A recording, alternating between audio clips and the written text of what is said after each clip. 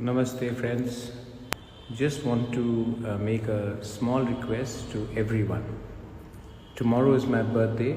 I know that many of you all are calling me up, many of the supporters are calling me up और cake काटने के बारे में बात कर रहे हैं.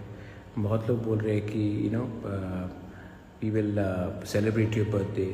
लेकिन मैं आप सबको एक रिक्वेस्ट करना चाहता हूँ कि मेरा कल जन्मदिन है और अगर आप मुझे सचमुच प्यार करते हैं, if you really love me, if you really respect me, then tomorrow मेरा जन्मदिन में आप प्लीज़ कोई गरीब परिवार को कुछ खाने के लिए दे दीजिए, कुछ राशन दे दीजिए, कोई बच्चे को कुछ स्कूल बुक्स दे दीजिए, कपड़े दे दीजिए. अगर कोई गरीब का घर बारिश के time they don't have a roof on top of the head, उनको टिन शीट दे दीजिए.